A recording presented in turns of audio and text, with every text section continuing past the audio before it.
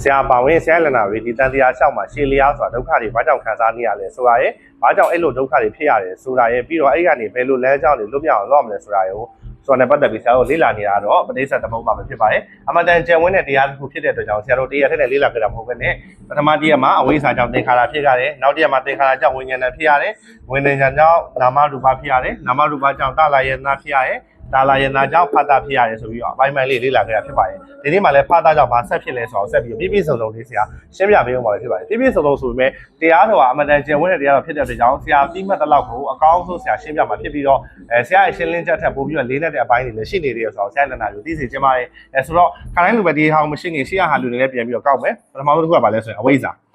ာကဘာလဲဆိုတော့မသိချင်းဘာလို့မသိချင်းလဲဆိုလို့ရှိရင်ဒုက္ခမသိဘူးကိုမဟုတ်တာကိုလို့ထင်တယ်ကိုမပိုင်တာတွေကိုကိုပိုင်တယ်လို့ထင်တယ်ဥပမာဆရာလန်နာတွေဥမာအဲ့ဆရာပေးတဲ့ဥမာဆိုရင်ဆရာလန်နာနေတဲ့အိမ်တစ်လုံးဆိုလို့ရှိရင်ဒါငါအိမ်လို့ဆွဲမဲထားပေးမယ်ဒီအိမ်ဒီကိုပိုင်တဲ့အိမ်မဟုတ်ဘူးအဲကြောင့်လဲဆိုတော့ကိုဒီတနေ့တစ်ချိန်မှာဒီအိမ်ဒီကိုရေထားခဲ့ဒါမှမဟုတ်ရင်ကိုကဒီအိမ်ကိုထားခဲ့လို့ထားခဲ့သွားမှာကိုရှိမှလည်းကိုနေတဲ့နေရာတစ်ခုပိုင်သွားတဲ့လူတွေအကုန်လုံးထားခဲ့သွားပေါင်းများပြီကိုလည်းထားခဲ့ရမှာနောက်လိုက်လူကလည်းဒီအိမ်ကိုပိုင်နေဆိုပြီးသူကကျင်ညာအောင်မယ်ကျင်ညာပြီးပြီလည်းသူထားခဲ့သွားမှာဘာကြောင့်လဲဆိုတော့ငါဆိုတာလည်းမရှိလို့ငါဟာဆိုတာလည်းမရှိလို့ပဲအဲ့လိုမျိုးအမှန်ကိုမမြင်နိုင်တော့ဘာလို့ခေါ်လဲဆိုရင်အဝိဇ္ဇာလို့ခေါ်တယ်ငါပိုင်နေကြီးပဲမြင်နေတယ်ငါဟာလို့ပဲမြင်နေတယ်ဒါကြောင့်ပဲလူတွေကလောဘဒေါသတွေပုံပြီးဖြစ်လာရတာပေါ့နော်ဆိုတော့အဝိဇ္ဇာလို့ခေါ်တဲ့ဒ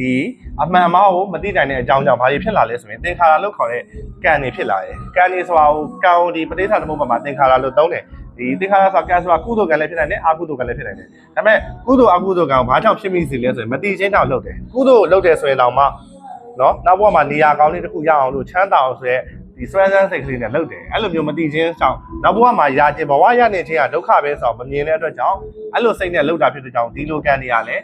ပြောမယ်ဆိုရင်တန်တရားကိုလဲစေတဲ့ကံတွေပေါ့နော်အဲ့တော့သင်္ခါရဆိုတဲ့ကံတွေကဘာကိုဆက်ပြီးသူ့အကြောင်းပြုပြီးဘာကိုဆက်ဖြစ်လဲဆိုတော့ဝိညာဏလို့ခေါ်တဲ့ပဋိသန္ဓေစိတ်ကလေးကိုဖြစ်စေတယ်အဲ့တော့ဒီဘဝမှာဆက်ပြီးတည်သွားပြီးပဋိသန္ဓေစိတ်ဆိုပြီးတော့နောက်ဘဝရောက်လာပြီးတော့ဖြစ်လာတာတော့မဟုတ်ဘူးပေါ့နော်ဒါဘူလီစင်ကယူဆရအမြဲတမ်းမြဲနေရဆိုတဲ့ဟာမရှိဘူးဒါကိုအကြောင်းပြုပြီးဒါဖြစ်လာရဲဆိုတဲ့သဘောတရားပဲဒီမှာမီးချစ်ကလေးကိုချစ်လိုက်လို့ဒါဆရာတော်ကြီးတွေပြောတဲ့ဥပမာပေါ့နော်မီးချစ်ကိုချစ်လိုက်လို့မီးလေးထွက်လာရဲဆိုရင်ဒီမီးတောက်ကလေးကမီးချစ်ထက်ကနေထွက်လာတာမျိုးမဟုတ်ဘူး gas ရဲ့နောက်မီးချစ်ကြောက်ကလေးရဲ့နောက်ချစ်လိုက်တယ်ဆိုတာရဲ့ပြီးတော့လေထဲမှာရှိတဲ့အောက်ဆီဂျင်ဆိုတဲ့ဟာဒါတွေအကုန်လုံးပေါင်းစုံပြီးတော့ဖြစ်လာရရောက်လာတာသဘောမျိုးမဟုတ်ဘဲနဲ့ဖြစ်လာတဲ့သဘောလိုပဲနားလည်ရမယ်အကြောင်းတွေစုံလို့အကျိုးဖြစ်လာရဲဆိုတဲ့သဘောအားဒီဘူဒိဇမ်မှာဒါလေးလေးနဲ့သိမဲ့ထားမယ်တရားတစ်ခုဖြစ်တယ်ပေါ့နော်ဆိုတော့ဝိညာဏလို့ခေါ်တဲ့ဒီလိုမျိုးပဋိသန္ဓေစိတ်ဒီဘာကိုဆက်ဖြစ်စေလဲဆိုရင်နာမရူပလို့ခေါ်တဲ့နာမ်နဲ့ရုပ်ကိုဖြစ်စေတယ်ဟုတ်ပြီနော်ဒီဆရာတို့ဒီဘဝရောက်လာတဲ့အခါမှာနာမ်နဲ့ရုပ်ဆိုပြီးဖြစ်ပေါ်လာတယ်နာမရူပတစ်ခါဘာကိုဆက်ဖြစ်စေလဲဆိုရင်တလာယနာလို့ခေါ်တဲ့ဆရာတို့ဒီပေါ့နော် base ဆိုတာကိုဆရာကဘယ်လိုမျိုးပြောထားလဲဆိုလို့ရှိရင်အာယုံတွေအခြေတရားနေရာကို base လို့ခေါ်တယ်အာယုံတွေအခြေပြုရာနေရာပေါ့အမြင်အာယုံဖြစ်ပေါ်ရာနေရာနှလုံးတွေကိုပြောချင်တာအကြားအာယုံဖြစ်ပေါ်ရာနေရာဒီနေရွက်တွေကိုပြောချင်တာအရသာအာယုံဆိုရင်ရှာပေါ့ဒီအနံ့အာယုံလေးခံစားတဲ့ဒီနှာခေါင်းပေါ့ထိတွေ့မှုကိုခံစားတဲ့ဒီကာယနော်နောက်ကြံတဲ့ကြံကျွေးစိတ်တွေဖြစ်တဲ့ဒီမနောဆိုတဲ့ဒီပေါ့ဒီ base 6ခုကိုပဲတာလာယနာလို့ခေါ်တယ်အဲ့ဒီ6ခုရှိလာတယ်ပေါ့နော်မျက်လုံးတွေပါလာတယ်နားတွေပါလာတယ်နှာခေါင်းတွေဖြစ်လာတယ်ဒီနာမရူပအကြောင်းပြုပြီးဒါတွေဖြစ်လာတယ်ပေါ့ဒါတွေဖြစ်လာတဲ့အခါကျတော့ဘာဆက်ဖြစ်လာလဲဆိုရင်ဖာတာဆိုပြီးဖြစ်လာပါတယ်အဲ့တော့ဖာတာကအကြောင်းရှေ့ပြီးတော့မှလည်းဆရာတေးချာရှင်းပြပေးမယ်လည်းထပ်ပြီးတော့ပြောပြပေးဦးမယ်ဖာတာဆိုတာဘာပြောလဲဆို contact ဆိုတာထိတွေ့ခြင်းထိတွေ့ပြီးဘာတွေထိတွေ့ကြလဲဆိုတာကြည့်အောင်နော် it happens ဖာတာဖြစ်ပွားပါတယ်တဲ့ one ဆိုတာကဒေါအခါဘယ်အခါမှာလဲthree things အရာသုံးခု come together ဆိုတာအတူတကွဖြစ်လာတော့အခါမှာဖြစ်လာပါတယ်အဲ့ဒီအရာသုံးခုကဘာလဲဆိုလို့ရှိရင် essence base အာယုံခံစားနိုင်တဲ့အင်္ဂါရဲ့အခြေခံနေရာပေါ့အာယုံခံစားနိုင်တဲ့အင်္ဂါရဲ့ဆိုတာမျက်လုံးတွေနေရွက် data တွေပြောတာဖြစ်တယ်နောက်က essence object ဆိုတာအာယုံခံစားရမယ့်အရာဝတ္ထုဆိုပါတော့အမြင်အာယုံဆိုရင်မျက်လုံးကဒါ sense base လို့ခေါ်တယ်ဒါကိုကြည့်လိုက်တဲ့ပစ္စည်းတွေကကျတော့ sense object လို့ခေါ်တယ်အဲ့နှစ်ခုထိတွေ့သွားပြီထိတွေ့သွားတာကိုပဲဘာလို့ခေါ်လဲဆိုရင်ဖာတာလို့ခေါ်တယ်ဒါပေမဲ့နှစ်ခုတော့မဟုတ်နောက်တစ်ခုကျန်သေးတယ်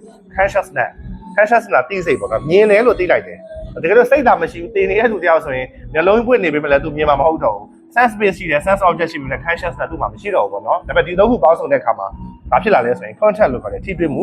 ဖြစ်လာရဲဆိုတာကိုဆရာရှေ့ပြီးတော့မှအဲ့ဒီဆရာလေးရှင်းပြပြီးဖြစ်တယ်ပေါ့နော်ဆိုတော့ဒီဖာတာလို့ခေါ်တဲ့ contact လို့ခေါ်တဲ့ထိတွေ့မှုပြီးတဲ့အခါမှာဘာဆက်ဖြစ်လာလဲဆိုရင်ဝေဒနာဆိုတာဆက်ပြီးတော့ဖြစ်လာပါရဲ့ဆိုတော့ဝေဒနာကဘာလဲဆိုတော့ကြည့်လိုက်အောင်ဝေဒနာကိုသူရဲ့အဓိပ္ပာယ်ဖွင့်ဆိုချက်ကတော့ feeling လို့ခေါ်တယ် feeling ဆိုတာခံစားမှုပေါ့နော်ထိတွေ့ပြီးဆိုရင်နောက်မှာဗာလေးလာလဲဆိုရင်ခံစားမှုလေးလိုက်လာတယ်နော်ခံစားမှုနောက်တစ်ခါဆရာတော်ကြီးကတော့ ဒါကိုအတွေ့အကြုံလို့လည်းဘာသာပြန်တယ်ဘာကြောင့်လို့ပြောလဲဆိုတော့ဆက်တဲ့ထက်ပြီးရှင်းပြမယ်ဆိုရင်အဲ့တော့ဒီခံစားမှုဆိုတဲ့ဝေဒနာကိုမှသူက3ခုပြလိုက်တယ်ပေါ့နော်အဲ့ဒါဘာလဲဆိုရင် pleasant feeling လို့ခေါ်တယ် pleasant ဆိုတာတာယာကြည်နူးွယ်ကောင်းတဲ့ခံစားချက်ဆိုတာဒုက္ခဝေဒနာကိုပြောတာဖြစ်ပါတယ်နောက် unpleasant feeling တာယာကြည်နူးွယ်မကောင်းတဲ့ခံစားချက်တွေကကြတော့ဒါဒုက္ခဝေဒနာကိုပြောတာပေါ့နောက်တစ်ခုကကြတော့ neutral feeling ဒါကကြတော့ဒုက္ခနဲ့ဒုက္ခမထင်ရှားတဲ့ခံစားချက်ကိုဒါ neutral feeling လို့ခေါ်တာပေါ့ဥပမာလေးတွေကြည့်လိုက်ပို့ပြီးရှင်းသွားပါလိမ့်မယ် pleasant feeling ဒုက္ခဝေဒနာမှာဆိုဘာကြီးပါလဲဆိုလို့ရှိရင် tasty food အရသာရှိတဲ့အစားအစာတွေပေါ့အရသာရှိတဲ့အစားအစာဆိုတာလေးကဒါပါလဲဆိုရင် sense object အဲ့နောက်မှာရှာဆိုတာက sense base စားလိုက်လို့ပါစက်ထက်ရောက်သွားတဲ့ခါမှာဆိုပြီးတော့လူတွေကပြုံးသွားတယ်ကျဉ်နှက်သွားတယ်ဘာဖြစ်သွားလဲဆိုတော့ဝေဒနာဖြစ်သွားတာဘာဖြစ်သွားလဲခံစားသွားတာပေါ့ကောက်လိုက်တာဆို feeling လေးဖြစ်လာတယ်ဒါတန်တရားဘာကြောင့်လဲဆိုတဲ့အထက်မှာဒီဝေဒနာကလည်းအရေးကြီးတဲ့အပိုင်းတွေမှာပါတယ်ဆက်ပြီးကြည့်အောင် unpleasant feeling တာယာကြည်နူးဝယ်မကောင်းတဲ့ခံစားချက်ဥပမာပါလဲဆိုရင် bad smell မကောင်းသောအနံ့နော်မကောင်းတဲ့အနံ့တစ်ခုရောက်လိုက်ပြီဆိုရင်ခါမျက်နှာချက်ချင်းကျုပ်သွားတယ်ရှုပ်တယ်ဘာနိုင်လဲမသိဘူးဒီလိုဖြစ်သွားတာဘာလို့နှာခေါင်းဆိုတာက sense base အနံ့ဆိုတာက sense object တိစိတ်က consciousness အဲ့တခုပေါင်းစုလိုက်တဲ့အခါမှာ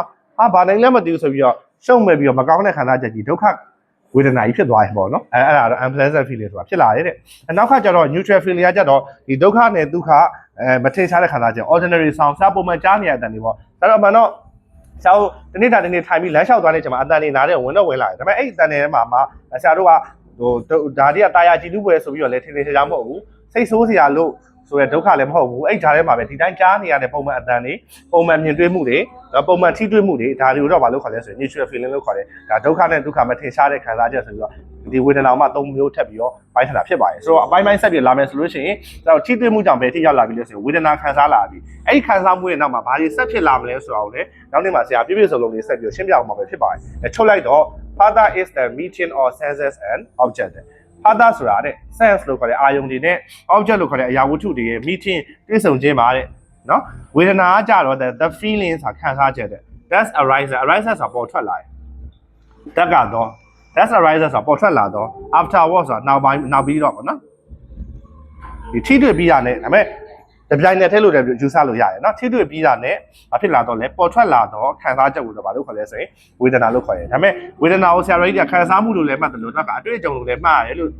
ဆရာတော်လေ့လာရပေါ့နော်အတွေ့အကြုံဆိုတာတစ်ခါလေကျတော့ဒီဝေဒနာတွေကအတွေ့အကြုံနဲ့ဆိုင်တာဘယ်လိုလဲဆိုဥပမာပြည့်ဆိုရင်ဒီသူပေးထားတဲ့ဥပမာလေးကဒီတာမယာတိတစ်လုံးခွဲလိုက်ပြီဆိုရင်တာမယာတိကိုမြင်လိုက်ပြီဆိုလို့ရှိရင်ဆရာတို့ရှာနဲ့တာမယာတိနဲ့မထိတွေ့ရသေးပေမဲ့လက်ထက်တဲ့တေးတွေထွက်ကြတယ်ခုပြောနေတာတေးထွက်လာတေးတွေထွက်ကြလာတယ်ပေါ့နော်တေးတွေထွက်လာခြင်းဒီဒါဘာကြောင့်လဲဆိုလို့ရှိရင်စားလိုက်ရရဲ့ဆိုရင်ခံစားမှုကြောင့်မဟုတ်ဘဲနဲ့ဘာကြောင့်ဖြစ်လာလဲအတွေ့အကြုံပေါ့အဲ့တော့ဝေဒနာဆိုတဲ့ထက်မှာခံစားမှုရောအတွေ့အကြုံရောပါရဲ့လို့မှတ်သားမှာပဲဖြစ်တယ်ပေါ့နော်ဒါကြောင့်ဆရာပြောတာဒီဘိုလီစင်ကလေးလာလေးနည်းလေးဒါပေမဲ့လည်းအခြေခံသဘောတရားလောက်ကိုတော့နားလည်အောင်ဆရာတို့လေ့လာလို့ရပါတယ်ဒီအခြေခံသဘောတရားဒီအဆုံးနဲ့ဒီတန်တရားဒီပဋိဌာသဘောတရားဆုံးသွားတဲ့ခါကျလို့ရှိရင်လေတဲ့နောက်ဆုံးအဆုံးသက်ရောက်တဲ့ခါကျရင်ဘယ်လမ်းကြောင်းတွေထွက်ရမလဲဘာကအဓိကအကြောင်းလဲဆိုတော့ဆရာတို့သဘောပေါက်သွားမှာပဲဖြစ်ပါတယ်ပေါ့နော်ဆိုတော့တိုင်းလက်နာတွေအတွက်ဒီအသိမြင်နေရရှိအောင်ပြီးတော့ဒါနဲ့ဓမ္မနဲ့ပဲဖြစ်ဖြစ်တခြားဟာနဲ့ပဲဖြစ်ဖြစ်ပတ်သက်တဲ့ဝါဟာရတွေရရှိအောင်ဒါတရားစူးစမ်းပြီးသင်ပေးနေတာဖြစ်ပါတယ်ဒီတိုင်းစူးစမ်းပြီးလေ့လာမယ်ဆိုရင်ဆရာလက်နာတွေအတွက်ကျိုးရှိမှာပဲဖြစ်ပါတယ်အဲ့တော့ဒီတိုင်းပဲစူးစမ်းလေ့လာကြပါဖိုင်